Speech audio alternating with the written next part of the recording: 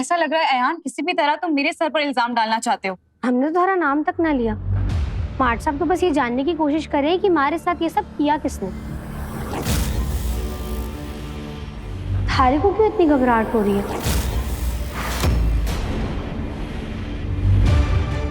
कमाल है, उल्टा चोर कोतवाल को डांटे।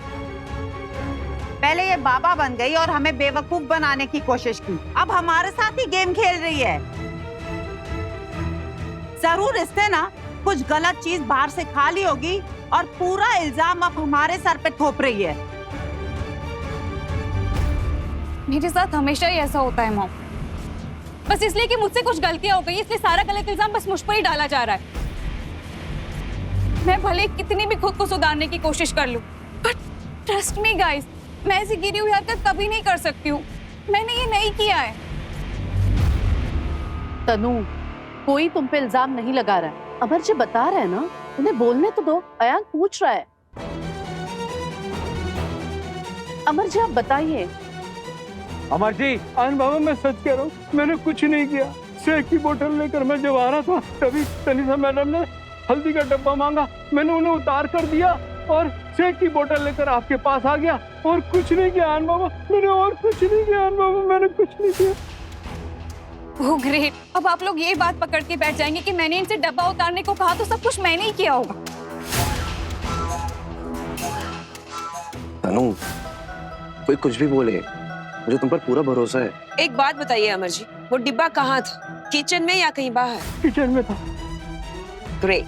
अब आप लोग मुझे ये बताइए कि अगर तनु ने शेक में दवाई मिलाई होती तो क्या अमर जी या फिर सुमित्रा ने देखा नहीं होता? तुम बताओ मुझे सुमित्रा, क्या तुमने तनु को दवाई डालते हुए देखा? बिल्कुल भी नहीं। जब किचन में मौजूद दोनों लोगों ने कुछ नहीं देखा तो फिर कोई और मेरी बेटी पे इल्जाम कैसे लगा सकता है? ठीक है, अगर आप सबको ऐसा लगता है कि ये सब कुछ मैंने किया है तो आप पुलिस को बुला लीजिए। पुलिस आएगी, इन्वेस्टिगेट करेगी तो सारा सच सामने आ जाएगा। तनु, क्या कुछ भी बोल रही हो तुम? बस बहुत हो गया आप लोगों का। कोई भी ऐसे मेरी वाइफ पे इल्जाम नहीं लगा सकता है। Please and this. सिद्धार्थ, तुम्हारी बीवी पे कोई इल्जाम नहीं लगा रहा है, पर मुझे भी लगता है कि हमें पुलिस को बुला लेना चाहिए। आखिर घर में इतना बड़ा हादसा हुआ है, पुलिस आएगी तो हमें भी पता चलेगा कि गुनहगार कौन है। और ऐसे खड़े रह के एक दूसरे पे इल्जाम लगाने से तो कोई फायदा नहीं है ना। पुलिस को बुलाने की कोई जरूरत ना है। पुलिस आवेगी तो ये बात बाहर जाएगी और परिवार की बदनामी होगी। इसलिए अच्छा यही होगा कि हम पुलिस को इन सबसे दूर रखें। और अभी के लिए जिस किसी ने भी ये सब किया है वो कान खोलकर सुन ले।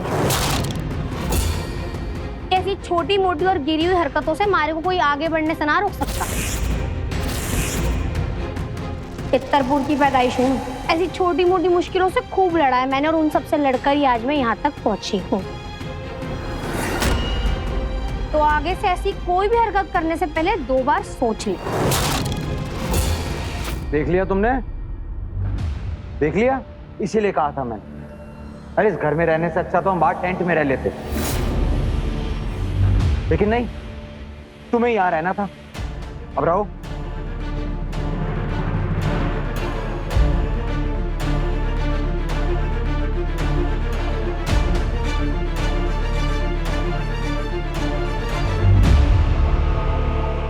Thank you so much sir, फालतू को दूसरा मौका देने के लिए। Yes yes, she is feeling much better now. 1 हफ्ते में खेलने लायक भी हो जाएगी। सर आप जैसा ट्रायल कहेंगे उसके लिए फालतू प्रिपेयर कर लेगी। Thank you so much sir, thanks again. किससे बात कर रहे थे? एसोसिएशन के मेंबर का कॉल था। मैं पता करने की कोशिश कर रहा था कि तुम्हें ट्रायल देने का एक और मौका मिल सकता है कि नहीं। लुक्स लाइक एक और मौका है तुम्हारे पास, लेकिन उसके लिए पहले तुम्हें अपना एक हेल्थ और फिटनेस सर्टिफिकेट सबमिट करना होगा। अगले 1 हफ्ते अपनी तबीयत का बहुत अच्छे से ख्याल रखना होगा तुम्हें, क्योंकि अगर ये मौका हाथ से गया ना तो फिर भूल जाना क्रिकेट। वैसे तुम्हें कुछ कहने का फायदा तो है नहीं, करना तुमने वही है जो तुमने करना।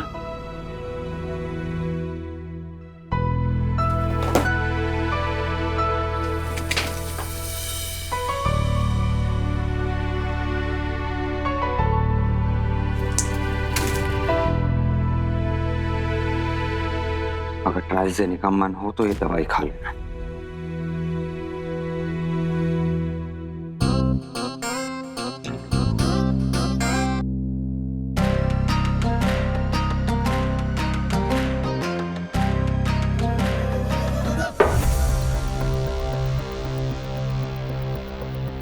सॉरी।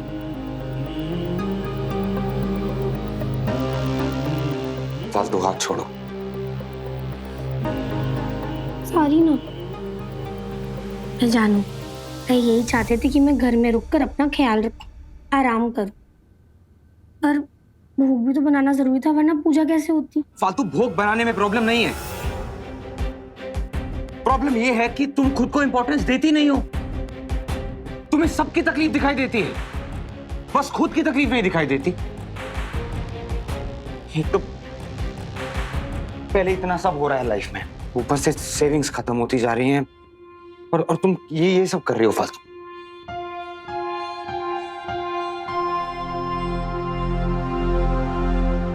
आठ साहब बैठो।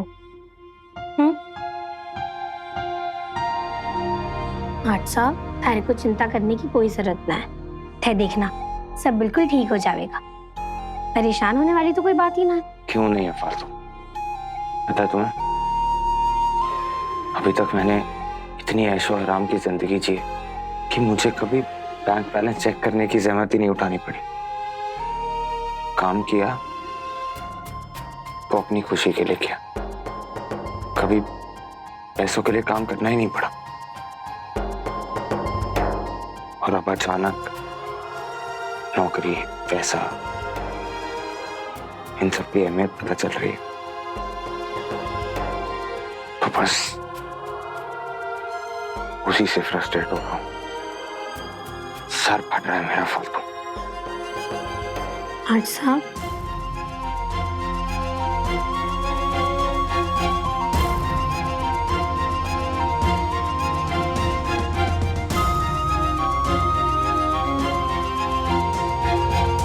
अभी से हार मान गए माट साहब।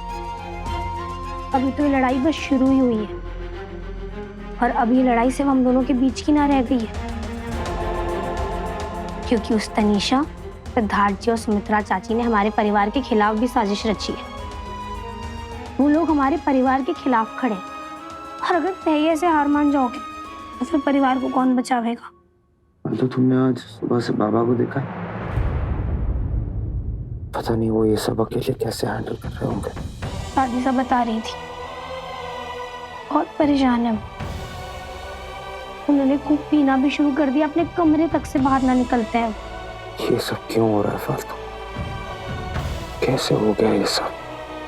जानती हो, पापा के लिए उनका बिजनेस सबसे इम्पोर्टेंट था, जो मेरी वजह से उनसे छिन गया। मुझे उन्हें इस सिचुएशन से बाहर निकालना होगा फालतू। उन्हें उनका बिजनेस, उनका रुतबा वापस लौटाना होगा।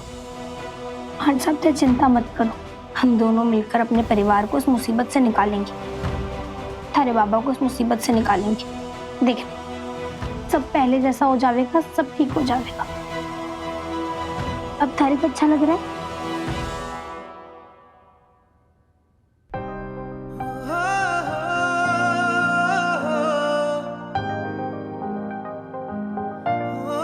आठ साहब,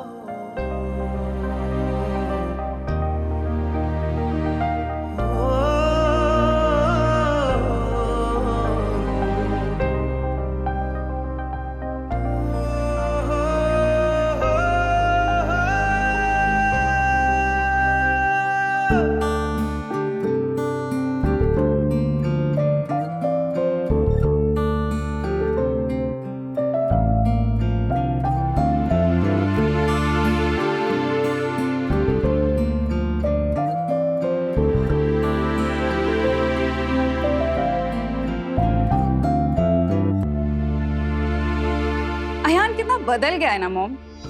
अयान ने एक सेकंड भी नहीं लगाया मुझ पर इल्जाम लगाने के लिए। आई एम श्योर फालतू जरूर उसे मेरे खिलाफ भड़का रही होगी। फालतू बस अयान को मुझसे छीनना चाहती है, जो मैं कभी नहीं होने दूंगी। जैसे मैंने उसकी जिंदगी से क्रिकेट को दूर किया है ना, वैसे ही मैं अयान को भी दूर कर दूंगी। Just wait and watch. चुप हो जा। तू ड्रंक होके कुछ भी बोल रही है बच्चा, किसी ने सुन लिया तो प्रॉब्लम हो जाएगी। बहुत पी चुकी तू, बस। नो। मतलब हमारा शक सही निकला। जरूर इस तनीषा ने हमारे शेक में कुछ ना कुछ जरूर मिलाया था। और अगर ये सब किया धरा इसका है तो उस दवाई की शीशी अंदर कमरे में ही होनी चाहिए। मेरे को देखना पड़ेगा।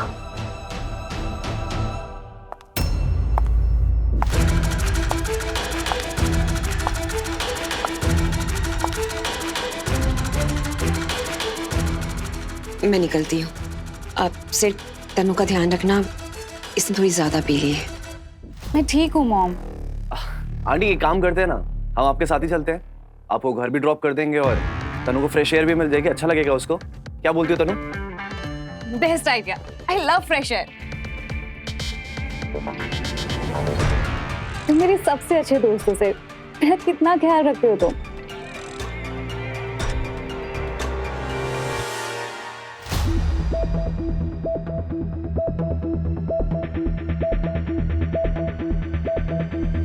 चले फिर।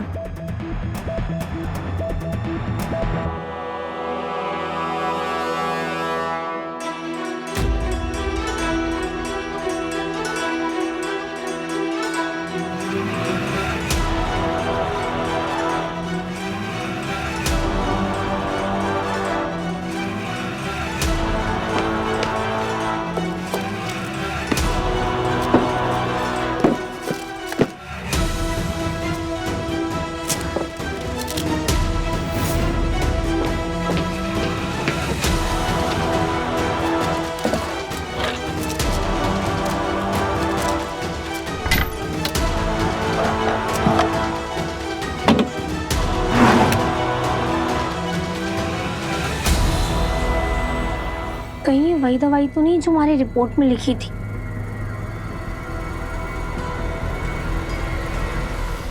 पर ऐसे तो कुछ समझ ही ना आ रहा। डॉक्टर साहब से चेक करवाती हूँ।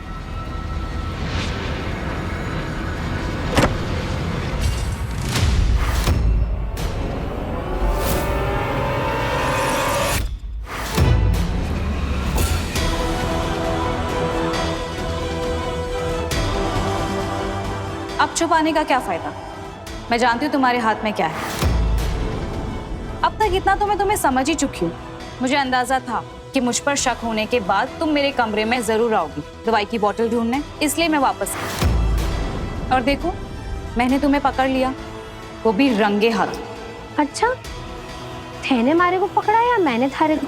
Oh really? तुमने मुझे पकड़ा तो तुम अब क्या करोगी? घर में जाकर सबको ये बोतल दिखाओगी और मेरी पोल खोलोगी, है ना? क्यों नहीं, बिल्कुल।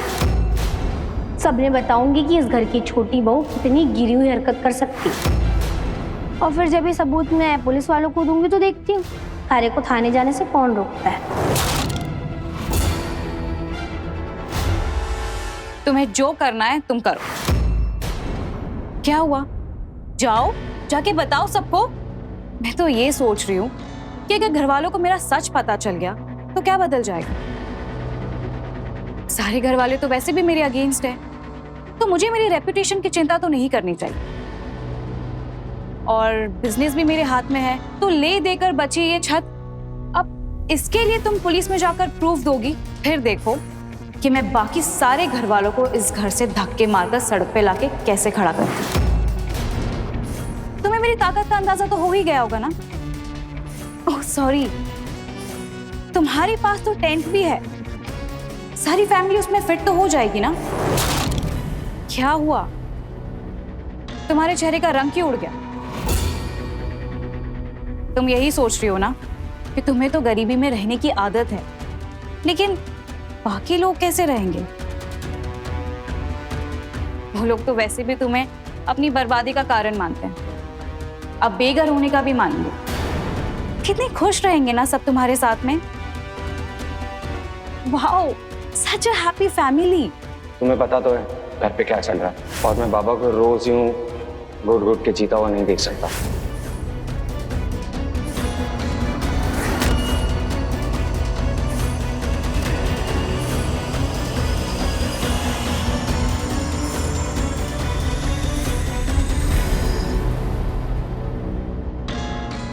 थारे को एक बात बता दूं तनीषा जी, जंगल में ना कई बार सियार, लोमड़ी, शेर और शेरनी को चकमा दे देते हैं, पर इसका ये मतलब नहीं कि जंगल उनके बाप का हो गया। एक बाजी जीतने में और पूरा खेल जीतने में ना जमीन आसमान का अंतर हो गया, और पूरा खेल तो असली खिलाड़ी जीते हैं।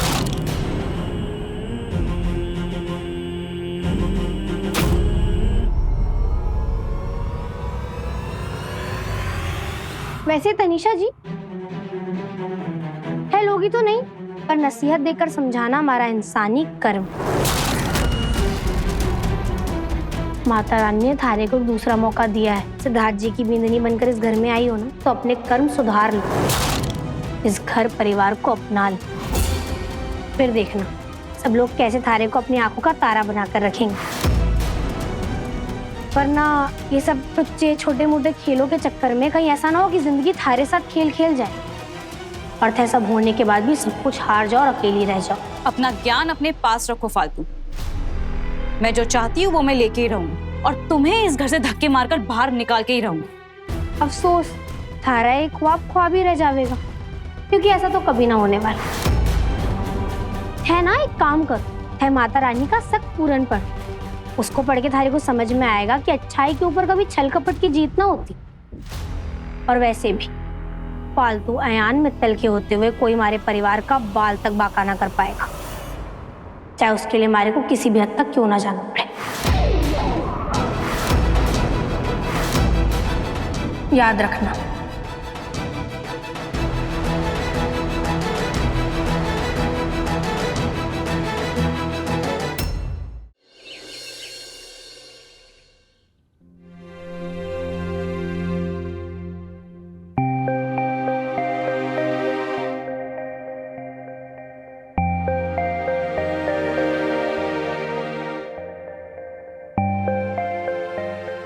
दादी साहब ठीक तो हो ना? अरे बेटा, कंधे में थोड़ा दर्द हो रहा है, लगता है रात को गलत से सो गई होगी। रुको मैं दिखती हूँ।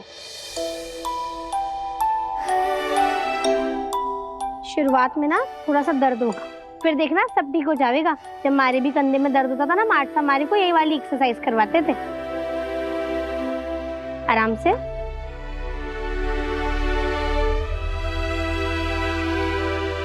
हाथ सीधा करो।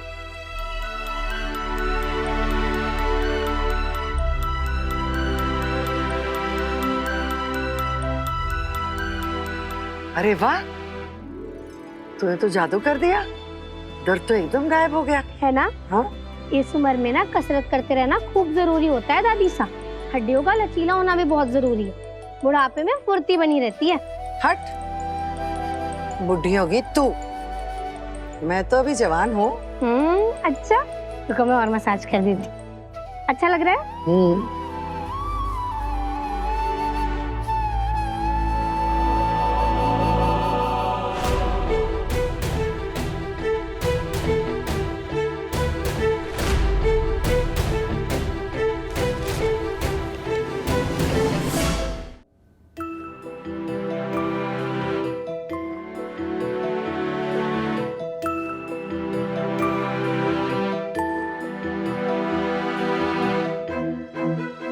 अब चाय ले ही आई है तो पी भी ले जनार्दन।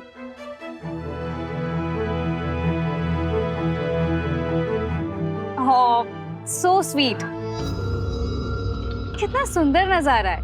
अच्छे से सेवा करवा रहे आप अपनी बड़ी बहू से।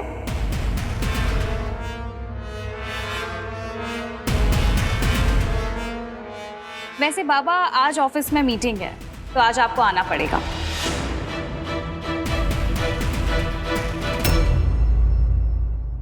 ऑफिस? मेरी वहां क्या जरूरत है? मैं तो वैसे भी रिटायर हो चुका हूं, जो भी डिसीजंस लेने हैं तुम लोग ले लो। बाबा, आई नो आप रिटायर हो गए हैं, लेकिन आज की मीटिंग आपके बिना हो ही नहीं सकती है, इसलिए आपको आना पड़ेगा। Please, I insist. ठीक है।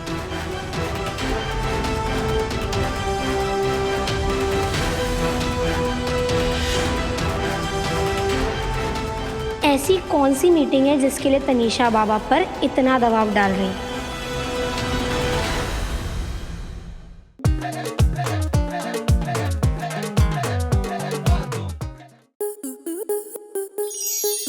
स्टार प्लस के ऐसे ही और बेहतरीन लम्हे देखने के लिए सब्सक्राइब करें हमारे YouTube चैनल को।